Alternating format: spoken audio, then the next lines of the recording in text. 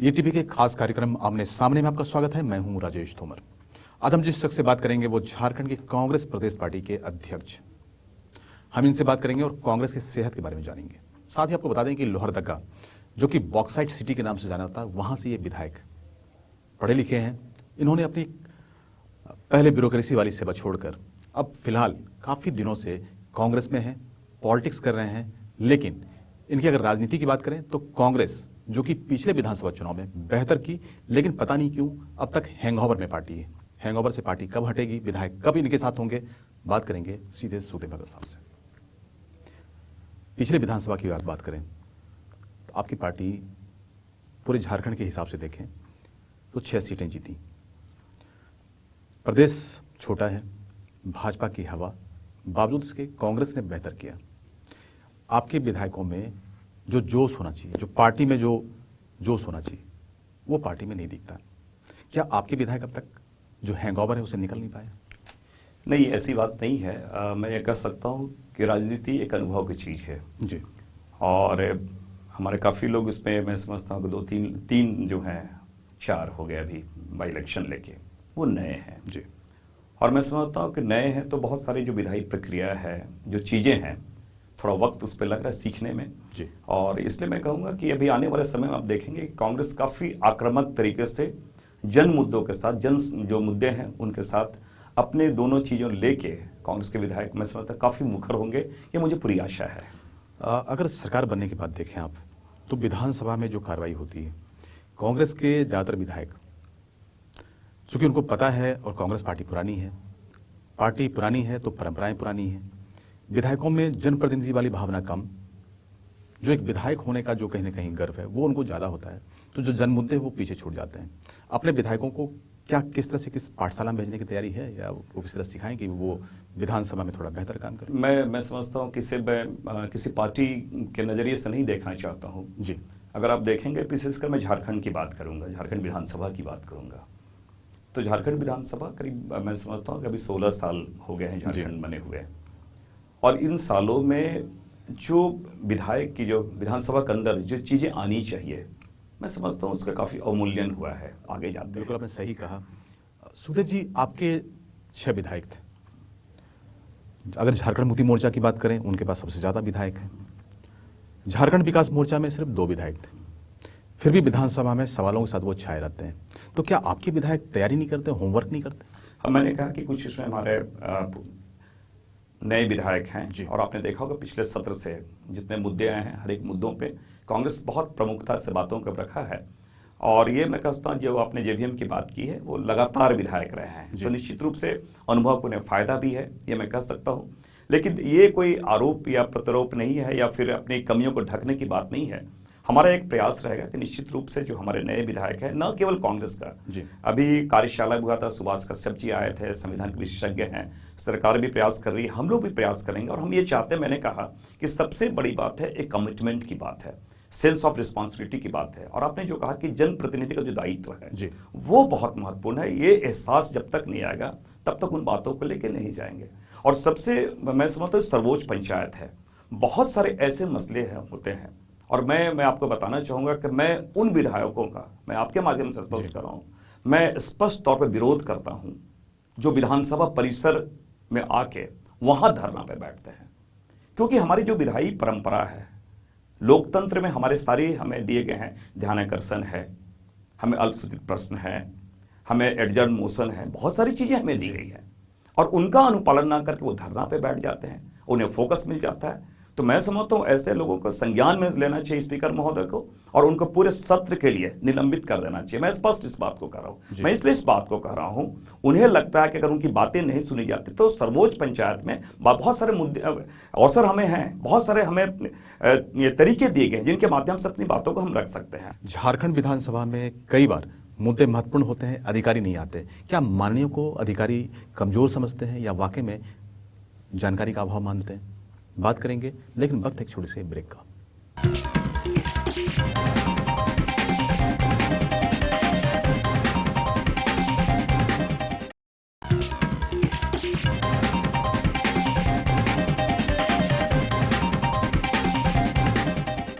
Break के बाद एक बार फिर से आपका स्वागत है। हम बात कर रहे थे सुखदेव भगत साहब से। जो विधायिका है, जो उसकी मर्यादा की बात होती है, विधायक बहुत कम तैयारी के साथ विधानसभा में पहुंचते हैं, उसका फायदा कहीं ना कहीं सरकार को मिलता है। सरकार जिस तरह के बिजनेस करना चाहती है और विधायक जिन चीज़ों पर सवाल करना चाहते हैं, कई बार कई मौक़ों पर अधिकारी नदारद होते हैं। कई बार ऐसी घटनाएं घटी हैं। लेकिन क्या समझते हैं सुखदेव भगत, उनसे जानने की कोशिश करेंगे कि आपकी जब पूरी प्रक्रिया चल रही होती है, विधानसभा सर्वोच्च एक तरह से घर है, हाउस है, वहाँ पर जब बहुत ही महत्वपूर्ण एजेंडा पे डिस्कस होता है, जहाँ पे अधिकारियों को होना चाहिए, वहाँ पे वो नदारद होते हैं, क्या तमाम जो अधिकारी हैं विधायिका के प्रति जो उनकी जिम्मेदारी है वो निभाने से कतराते हैं, या वाकई में जानबूझकर आपको इग्नोर करते हैं? मैं समझता हूँ दोनों चीज़ें साथ चलती हैं जी। जो वरिष्ठ पदाधिकारी हैं, एक तो वो मान के चलते हैं कि जो जनप्रतिनिधि हैं, एक कहीं ना कहीं मैं समझता हूँ ईगो क्लैश भी है। ईगो क्लैश इसलिए मैं कर रहा हूँ कि उन्हें लगता है कि ये तो हमसे कम पढ़े लिखे हैं, मैं ऑल इंडिया क्वालिफाई करके आया हूँ, मैं बहुत जानकार हूँ। तो एक कहीं ना कहीं वो साइकोलॉजिकल, अगर आप देखे हो ना, तो वो उस रूप में देखते हैं कि एक कॉम्प्लेक्स होता है, सुपरिटी कॉम्प्लेक्स होता है, वो एक फैक्टर है। सेकंड चीज क्या है कि मैंने कहा कि डिपेंड ये करता है कि आप पे कितनी तैयारी के साथ आते हैं। और सरकार भी बहुत इजी वे में लेता है कि जैसे आश्वासन आप देख लें, इतने आश्वासन लंबित हैं, इसका मतलब सरकार भी वो नहीं चाहती कि उन आश्वासनों को पूरा करे। और माननीय मंत्री भी वो बहुत, मैं समझता हूं, बहुत गंभीरता के साथ आश्वासन नहीं देते हैं जी। बहुत तैयारी के साथ आश्वासन नहीं देते हैं, आश्वासन नोट भी नहीं किए जाते हैं।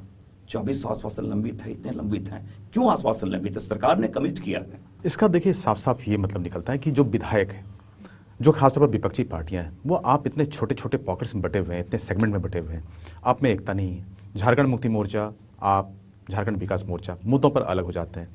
जब आपके कॉमन इंटरेस्ट होते हैं, या आप यूँ कहें कि अगर किसी लार्जर इंटरेस्ट की बात हो, तब आप अपने अपने इंटरेस्ट देखते हैं और फिर उस तरह से आप आंदोलन करते हैं। कहीं ना कहीं अधिकारियों को और जो तमाम जो जुड़े लोग हैं विकास के, आपको थोड़े हल्के ढंग से लेते हैं कि चूंकि आप मौका परस्त हैं, तो उन्हें लगता है कि फिर बाद में किसी मुद्दों को लेकर वो आपको ऐसे ही सलट सकते हैं। निश्चित रूप से मैं आपकी बातों से सहमत हूँ। कहीं ना कहीं मैं एज ए विधायक, जुडिशरी की बात हम करें जी, हम एक्सिक्यूटिव की बात करें और लेजिस्लेचर की बात करें, संविधान में बहुत स्पष्ट सबके जो पावर्स हैं, जो रिस्पॉन्सिबिलिटी डिफाइन किए हुए हैं। यहाँ पे आपने सही कहा कि अलग अलग सेगमेंट में बटे हुए हैं। और एज ए होल अगर विधायकों की बात करें तो निश्चित रूप से अगर आज वो सशक्त नहीं है तो मैं तो कमियां अपनी ओर देखता हूं कि हम में कुछ कमी रह गई है। मैं आपको अभी उदाहरण देना चाहूंगा, अभी हाल के दिनों में जिस प्रकार के जो घटनाएं आई हैं, जिस प्रकार की चीजें आई हैं, और झारखंड हमेशा भी हाल में राज्यसभा का चुनाव हुआ है, और राज्यसभा चुनाव में जिस प्रकार झारखंड कलंकित हुआ है, जो विधायक जिस प्रकार यहाँ पे पूरे जो विधानसभा मैं समझता हूँ कलंकित हुआ है, जो कलंक लगा है। आप बहुत बढ़िया विषय आपने उठाया है, आपने छेड़ा एक तरह से का। झारखंड में जो कलंक लगे हैं, पहली बार नहीं लगा सुखदेव जी। पिछले अगर आप 3 राज्यसभा चुनाव की बात करें तो हमेशा कलंकित रहा है। बल्कि ये एक इंप्रेशन बन गया कि झारखंड के जो विधायक हैं वो बिकाऊ हैं। आपके रेट लगते हैं, जो आरोप लगता रहा है हॉर्स ट्रेडिंग का, उसको लेकर ये कह सकते हैं कि यहाँ के विधायकों को कभी भी खरीदा जा सकता है। आपने जिन बातों को कहा मैं स्वीकार करता हूँ। आपने पब्लिक जो परसेप्शन है उसका आपने जिक्र किया है, और इस बार मैं ज़्यादा दुखी हूँ। निश्चित रूप से जो प्रीवियस हमारे रिकॉर्ड रहे हैं वो तो दुखद थी, इस बार मैं इसलिए ज़्यादा दुखी हूँ कि इस बार एक अवसर हमें मिला था, और पहली बार फ्रैक्शन मैंडेट नहीं थे। इस बार जो जनादेश है वो एक बड़ी पार्टी को, भारतीय जनता पार्टी को मिली है, और एक अवसर मिला था। बिहार में आपने देखा होगा जो राज्यसभा में एक संख्या बल है, आम वोटिंग नहीं होती है, और एक हम उदाहरण प्रस्तुत कर सकते थे, एक सत्ता पक्ष एक विपक्ष के लोग चले जाते हैं।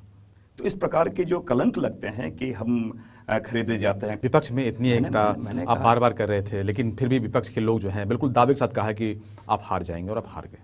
नहीं, मैंने इसलिए कहा क्योंकि पार्टी नहीं हारती है, कोई दल नहीं हारी है। मैंने कहा कि विश्वसनीयता जो है वो हारी है। और माननीय विधायक, अगर औसतन देखा जाए तो झारखंड का जो पॉपुलेशन है तकरीबन 4 लाख लोगों को प्रतिनिधित्व करते हैं। 4 लाख लोगों के साथ में कैसे धोखा होता है, और खासतौर पर जब विधायक सवाल नहीं खड़ा करते और विधायक जब दूसरों के हाथों बिक जाते हैं, जब क्रॉस वोटिंग होती है, तो कई चीजें और भी खुलती हैं। वक्त छोटे से ब्रेक के बाद हम वापस आएंगे तो अपने बात को आगे बढ़ाएंगे।